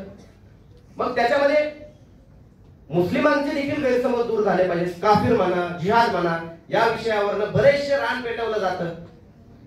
मी बऱ्याच मुस्लिमांना सांगितलं अरबी भाषेमध्ये पैगंबर साहेबांचं काय योगदान आहे. अरबी भाषेच्या डेव्हलपमेंट मध्ये, अरबी भाषेच्या निर्मितीमध्ये पैगंबर साहेबांचं काय योगदान आहे? शून्य. पैगंबर मोहम्मद साहेबांचं अरबी भाषेमध्ये काहीही योगदान नाही. अरबी भाषा पैगंबर मोहम्मद साहेबांच्या जन्माच्या 800 वर्ष अगोदर अरबमध्ये अस्तित्वात होती. आता आज जर तुम्ही माझ्याशी बोलणार असाल सर, तर तुम्ही कुठल्या भाषेत बोलताय? मराठी भाषेमध्ये. या मराठी भाषेमध्ये तुमचं माझं काही योगदान आहे का? ही भाषा आधीपासूनच अस्तित्वात आहे, त्याच भाषेत आपण बोलतोय. मग अरबी भाषा देखील पैगंबर साहेबांच्या आधीपासूनच अस्तित्वात होती. याचा अर्थ काफिर हा शब्द देखील आधीपासूनच अस्तित्वात होता. जिहाद हा शब्द देखील आधीपासूनच अस्तित्वात होता का? त्याची नवनिर्मिती शोध काही लावण्यात आला का? आता काफिर कोणाला म्हणलं जायचं? मी थोड्याच वेळापूर्वी बोललो की 365 देवी देवतांच्या मूर्त्या त्या ठिकाणी होत्या. आणि ज्यावेळी त्या मूर्त्यांना विरोध पैगंबर साहेबांनी केला, ज्यावेळी त्यांना हे देव नाहीत असं पैगंबर साहेब म्हणाले, त्यावेळी अरब मधले लोक पैगंबर साहेबांना काफिर म्हणाले. कोणाला काफिर म्हणाले? पैगंबर मोहम्मद साहेबांना काफिर म्हणाले. मग काफिर कोणाला म्हणावं? जर इस्लामिक वेने त्या अंगाने जर आपण पाहिलं तर जो माझ्या धार्मिक भावना मानत नाही, मी जे धर्माचरण करतो त्याला मानत नाही, त्याला काफिर म्हणलं जाईल. आता भारतामध्ये तुम्ही काफिर कोणाला म्हणू शकता? भारतामध्ये तुम्ही काफिर त्याला म्हणू शकता जो संविधान मानत नाही. आणि ही मांडणी देखील आम्ही समता भूमी महात्मा फुले वाड्यामध्ये केली. या देशाचा कायदा कुठला आहे? संविधान आहे. संविधान सगळ्यांनी मानलं पाहिजे. मग तो जो संविधान मानत नाही त्याला आपण काफिर उघडपणे म्हणलं पाहिजे. मग जिहाद या शब्दाला विकृत केलं. जिहाद हा अतिशय सुंदर शब्द. जिहाद म्हणजे काय? एखाद्या गोष्टीसाठी प्रयत्नांची पराकाष्ठा करणे म्हणजे जिहाद. आज तुम्ही इथं संविधानाची मांडणी केली, संविधानाविषयी अतिशय तळमळीने सांगितलं, म्हणजे तुम्ही संविधानासाठी जिहाद करताय. एखाद्या गोष्टीसाठी डेडिकेशन देणं, संपूर्ण पणाला लावणं, त्याला म्हणतात जिहाद. पैगंबर मोहम्मद साहेबांकडे एक माणूस आला आणि तो म्हणाला की खरा मुजाहिद कोण? मुजाहिद म्हणजे जिहाद करणार. तर पैगंबर मोहम्मद साहेब म्हणाले की स्वतःच्या आतमधील वाईट प्रवृत्तींच्या विरोधामध्ये जो जातो त्याला खरा मुजाहिद म्हणजे खरा जिहाद करणार, असं पैगंबर मोहम्मद साहेब म्हणाले. आता हा विचार सांगितला जातो का तुम्हाला? नाही सांगितला जातो. पैगंबर मोहम्मद साहेबांनी तत्कालीन ज्या रूढी परंपरा होत्या, आता पुढे कसं जायचं ते देखील लक्षात घ्या. तत्कालीन ज्या रूढी परंपरा अरबमध्ये होत्या, ज्या रूढी परंपरांचा आणि भारताचा काहीही संबंध नाहीये, ही गोष्ट लक्षात घ्या. त्या तत्कालीन रूढी परंपरांच्या विरोधामध्ये पैगंबर साहेबांनी काम केलं. आता बुरख्याच्या विरोधात, बुरख्याच्या बाबतीमध्ये बोलतात. बुरख्यामध्ये काय आयत आली होती कुराणमध्ये? पहिली आयत आली होती पैगंबर साहेबांच्या पत्नींविषयी की हे नबी, तुमच्या पत्नींना सांगा की तुम्ही घराच्या बाहेर जाताना अशा पद्धतीची एक चादर अंगावर घ्या, जेणेकरून तुम्हाला कोणी ओळखणार नाही आणि तुम्हाला कोणी त्रास देणार नाही.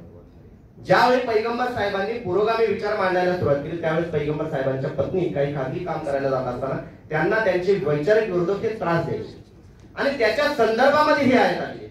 आता तुम्ही बुरका घालून गेला की तुम्हाला ओळखतात.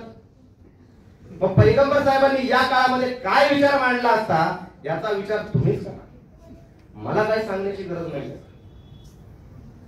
बुरखा पाहिला की हॉस्पिटलमध्ये नीट ट्रीटमेंट देत नाही, बस कंडक्टर वाला जो आहे तो नीट बोलत नाही, रस्त्याने जाताना नीट लोक बोलत नाही, व्यवसाय करत नाही. मग आपण काय केलं पाहिजे या काळामध्ये? या गोष्टीचा विचार करणं गरजेचं आहे. दाढी आणि टोपीचा आणि धर्माचा काय संबंध आहे? काही संबंध नाही. मी सरळ सरळ म्हणाला, पैगंबर साहेबांना प्रेषितत्व प्राप्त होण्याच्या आधी आणि प्रेषितत्व प्राप्त झाल्याच्या नंतर त्यांच्या पोशाखात काय बदल घडला? शून्य. त्यांना प्रेषितत्व प्राप्त होण्याच्या आधी देखील तोच पोशाख होता आणि प्रेषितत्व प्राप्त झाल्यानंतर देखील तोच पोशाख होता. याचा अर्थ त्या पोशाखाचा आणि तिथल्या संस्कृतीचा संबंध होता, आपल्या संस्कृतीचा संबंध नव्हता. आपली संस्कृती काय आहे बुवा? आपली संस्कृती साडी आहे. आपण पंजाबी ड्रेस घालतो, शर्ट पॅन्ट देखील घालतो. काही संस्कृती आपण अडॉप्ट देखील केलेल्या आहेत. तशी पठाणी ड्रेस घालणे देखील ही देखील भारताची संस्कृतीच आहे. कारण तुम्ही जे पठाणी ड्रेस घालतात ज्याला सुन्नत तरीका म्हणतात. सुन्नत म्हणजे काय? पैगंबर साहेबांनी जे केलं ते तुम्ही करता त्याला सुन्नत म्हणतात. पैगंबर साहेबांनी कधी पठाणी ड्रेस घातला? कधीच नाही घातला. तिथं साफा घालतात अरबचे लोक, तुम्ही इथं पठाणी ड्रेस घालताना म्हणता की सुन्नत तरीके. तर या सगळ्या गोष्टींकडे मुस्लिम समाजाने देखील लक्ष दिलं पाहिजे. सुधारणावाद आपल्यामध्ये जोपर्यंत आपण आणत नाही, समोरचा कितीही धर्मांध असू द्या, कितीही कट्टर असू द्या, मात्र त्या कट्टरतेचा थोडाही आपल्यावर परिणाम पडणार नाही याचा विचार करून जो माणूस या देशामध्ये वागेल, मला असं वाटतं तो संविधानवादी असेल. आणि त्या गोष्टीकडेच आपण जास्त पद्धतीने लक्ष दिलं पाहिजे. तो धर्मांध आहे म्हणून मी धर्मांध होतो, 4 लोकांनी काहीतरी साऊंड सिस्टीम लावली म्हणून मी 5 काहीतरी बेस लावतो, टॉप लावतो, हा विचार मागे नेणार आहे. आपण काय केलं पाहिजे? जर हा 10वी शिकलाय तर मी 12वी शिकेल. याने काहीतरी महात्मा फुलेंचा चांगला विचार सांगितला तर मी कसा त्याच्यापेक्षा आणखी महात्मा फुलेंचा चांगला विचार सांगेल. याच्या बाबतीत खरं तर आपली स्पर्धा असली पाहिजे. मात्र तशी स्पर्धा दुर्दैवाने या देशामध्ये सध्या नाही. काही सत्सद विवेक बुद्धी असलेल्या लोकांमध्ये ती स्पर्धा आहे. आता मराठी भाषेविषयी मी एवढं बोललो, तुम्ही म्हणाल की मराठी भाषेविषयी तुम्ही एवढं सांगताय,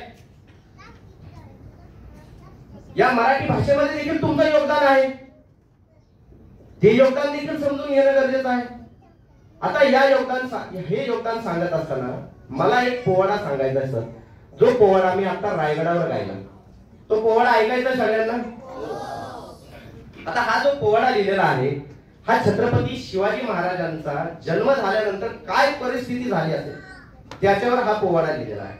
तो पोवाडा आधी गातो, सांगतो, त्याच्यानंतर तो कोणी लिहिलाय हे इथल्या बऱ्याच लोकांना माहिती देखील असते, मात्र सांगतो. एका रात्री सह्यागिरी हसला, एका रात्री सह्यागिरी हसला, हसताना दिसला आनंद त्याला कसला. झाला उमगेना मान वहला, झाला उमगेना मान वहला, रात्रीच्या गर्द अंधार राहिला, रात्रीच्या गर्द अंधार राहिला. चिरून सूर्योदय कसा झाला, चिरून सूर्योदय कसा झाला. अरबी दर्याचा चेहरा खुलला, बांधावर आम्रवृक्ष डुलला. आंब्याच्या डोळीत कोयाळ दडला, सुर मंजुळ त्यानं काढला. हर्ष मयुरानं काहो फोडला, पोपटाचा थवा गात उडाला. चिमण्याने चिवची वाट केला, भूत मग मानवाला झाला, भूत मग मानवाला झाला. सूर्य नव्हता शिव जन्मले, सूर्य नव्हता शिव जन्मले. विश्व आनंदले गाऊ लागले, चराचर होऊन शिवबाचे भाट. आगळा होता त्याच्या गाण्याचा घाट, काढली शाहिरान त्यातूनच वाट. अमर शाहीर शिवबाचा भाट, पवाड्याचा थाट. ध्यानी घ्या राजे, अहो राजेजी राघुबादाजी. आता हा पोवाडा तुम्ही माहिती आहे का? हा पोवाडा लिहिला आहे शाहीर अमर शेख यांनी. काय तुमच्याकडे संस्कृती नाही, तुमच्याकडे पूर्वज नाहीत? कोणी सांगतंय शाहीर अमर शेख? महाराष्ट्राची परंपरा संयुक्त महाराष्ट्र चळवळीमध्ये आणि स्वातंत्र्याच्या चळवळीमध्ये देखील मराठी भाषा घेऊन रणांगणामध्ये उतरणारे शाहीर अमर शेख तुम्हाला का सांगितले जात नाही? शाहीर टिपू सुलतानच्या जयंत्या साजऱ्या करायच्यात महाराष्ट्रामध्ये, शाहीर अमर शेख यांची जयंती मात्र महाराष्ट्रामध्ये साजरी करायची. हे या महाराष्ट्राचं दुर्दैव आहे. टिपू सुलतानची जयंती का करतोय? करा, करण्याबाबतीत काही आक्षेप नाही. टिपू सुलतान देखील फ्रीडम फायटर होते. ब्रिटिशांच्या विरोधामध्ये या देशामधून पहिले जे शहीद होते त्या शहीदांमध्ये नाव टिपू सुलतान यांचं आहे. अतिशय चांगलं काम त्यांनी त्यांच्या कार्यकाळामध्ये केलंय. ते म्हैसूर संस्थानचे होते, कर्नाटकमध्ये होते. कर्नाटकमधील टिपू सुलतानची जयंती महाराष्ट्रामध्ये होते, मात्र महाराष्ट्राच्या शाहीर अमर शेख यांची जयंती महाराष्ट्रामध्ये होती. दुर्दैव आहे का नाही? मराठी बोलणारे मराठी शाहीर जे आहेत ते घराघरामध्ये सांगितलं पाहिजेत का नाही? केलं पाहिजे. सर ह्याच्यासाठी पुढाकार घेतील ही अपेक्षा देखील या ठिकाणी व्यक्त करतो. आता संविधानाच्या बाबतीत आम्ही काय काम करतो सर? संविधानाच्या बाबतीत आम्ही हे काम करतो. आज या ठिकाणी संविधानाला इथे बसलेल्या प्रत्येक नागरिकाला अधिकार दिलेला आहे की नाही? सगळ्यांचं लक्ष आहे का? सगळ्यांना अधिकार दिलेला आहे का नाही? इथे प्रत्येकाच्या घरामध्ये जे हिंदू आहेत त्यांच्या घरात भगवद्गीता असेल, मुस्लिम असेल तर त्यांच्या घरामध्ये कुराण असेल, बायबल असेल, ख्रिश्चन असेल तर, इतर बुद्धिस्ट असेल तर बुद्ध आणि त्यांचा धम्म असेल. मात्र किती जणांच्या घरामध्ये संविधान आहे? पहा किती हातवर आहे, चांगली क्वांटिटी आहे. आणि ज्या संविधानाचे पहिला जे बोलले त्या ठिकाणी आम्ही भारताचे लोक, we the people of India, हम भारत के लोक, याने सुरू होणारी संविधानाची उद्देशिका किती जणांच्या घरामध्ये आहे?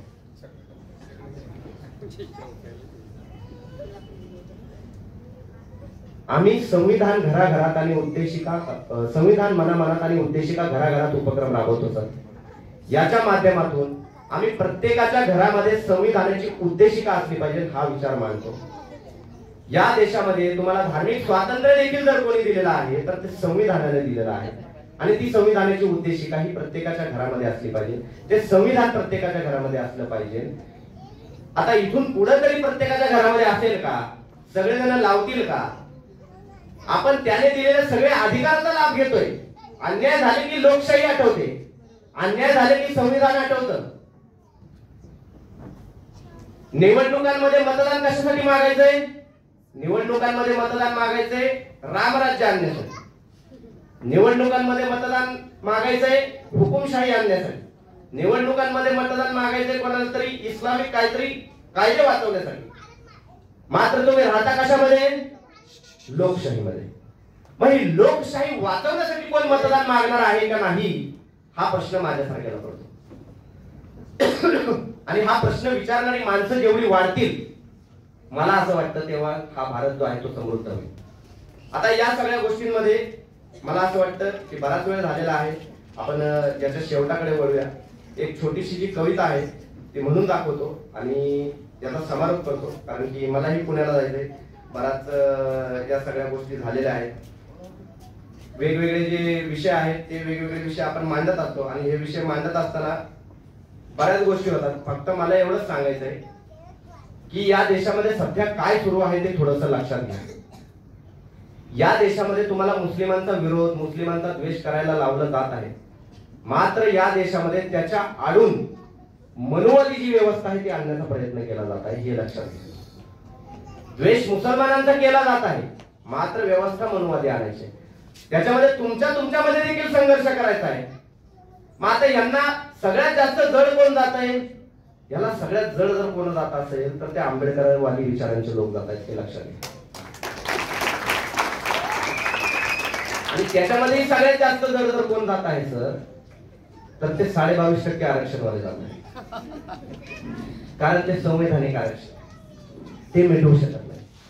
सर मी बऱ्याच ठिकाणी आता नव्याने हे बोलतोय की या 22.5% वाल्यांना माझी नम्र विनंती आहे, तुमचं आरक्षण काहीही केलं तरी जाणार नाहीये. विचारधारा कशाला सोडत आहे, विचारधारा सोडू नका. कारण की जर तुम्ही विचारधारा सोडली तर ते तुम्हाला मिळवण्यासाठी हा सगळा डोलारा जो आहे तो संविधानाचा, स्वातंत्र्य, समता, बंधुता जो आहे तो उभा केला गेला आहे. आणि तोच डोलारा मिटवण्यासाठी जो आहे मग तुमच्यामध्ये वर्गीकरण आणण्याचा प्रयत्न केला जातोय, तुमच्यामध्ये संघर्ष निर्माण केला जातोय. महामानव एक मानले जात आहे तर एक्स्ट्राचे महामानव जे आहेत ते जे कामही केलं नाही ते सांगितलं जात आहे. आणि त्याच्या माध्यमातून देखील बुद्धिभेद जो आहे तो केला जात आहे. हा बुद्धिभेद लक्षात घ्या. तुमच्यामधली एकता जी आहे ती तुटू देऊ नका आणि त्याच्यावर काम करा, हे सांगतो. आणि एक कविता फक्त गाऊन दाखवतो आणि थांबतो मी. भडकविणारे पेटवतील मस्तक राजे तुमच्या नावे, भडकविणारे पेटवतील मस्तक राजे तुमच्या नावे, धावू मशाल धर्मनिरपेक्षाची घेऊनी आम्ही शहर गावे. होते राजे सर्वांचे तुम्ही आताही सर्वांचे व्हावे, आम्ही शिवबाचे मावळे, आम्ही शिवबाचे मावळे. गेला तुमचा मावळा व्यसना पायी का वाया, गेला तुमचा मावळा व्यसना पायी का वाया, दारू सिगरेट व्हाईटनर कमी पडे चैन कराया. थांबते तरी जय जयकार करे तुमच्या नावे, सांगा राजे तुमच्या नावे कैसे सावरावे, आम्ही शिवबाचे मावळे, आम्ही शिवबाचे मावळे. परस्त्रीला केले तुम्ही राजे माते समान, परस्त्रीला केले तुम्ही राजे माते समान, बलात्कारी पाटलाचे केले हात पाय कलम, तुमच्या भूमीत आता होई स्त्रियांवर रोज जुलूम, लोकशाही स्वराज्याला झाली मोठी रक्कम. परिस्थिती राजा आम्ही लवकर सावरू, अश्लीलता व्यभिचारात गुंतलेल्यांना आम्ही सावरू, आम्ही शिवबाचे मावळे, आम्ही शिवबाचे मावळे. राजे पुन्हा जन्माला या, राजे पुन्हा जन्माला या असं मी म्हणणार नाही. तुम्हाला त्रास देण्याचा गुन्हा मी करणार नाही. तुमच्या चरित्रातून तुमचा जन्म पुन्हा पुन्हा होणार. मावळा तुमचा जेव्हा आचरणाकडे लक्ष देणार. प्रत्येकाकडे पाहून वाटेल तेव्हा असेच होते राजे, घराघरात पोहोचतील तेव्हा शिवराय माझे, आम्ही शिवबाचे मावळे, आम्ही शिवबाचे मावळे. विषय तसा गंभीर आणि मोठा राजे, काही मुद्द्यांवर नजर टाकून येतो मी राजे. लढा दिला असता मीही, अन्यायावर केले असते वार, लोकशाहीत राहतो म्हणून ज्ञान केली मी तलवार. लेखणीने तरीही राजे करेल तोच वज्र प्रहार, भेटला शिवनीतीचा मजला तुमच्या आधार, आम्ही शिवबाचे मावळे, आम्ही शिवबाचे मावळे. ही कविता कोणी लिहिली माहिती आहे? ही कविता लिहिली पैगंबर शेख यांनी. सगळ्यांचे मनापासून धन्यवाद. या ठिकाणी मला बोलवलं, माझे विचार ऐकून घेतले. आजकाल खरं सांगायला गेलं तर कोणी कोणाचं ऐकत नाही पहिली गोष्ट. आणि हे कोणी कोणाचं ऐकून न घेताना एका पुण्याच्या माणसाचं तुम्ही या ठिकाणी एवढ्या वेळ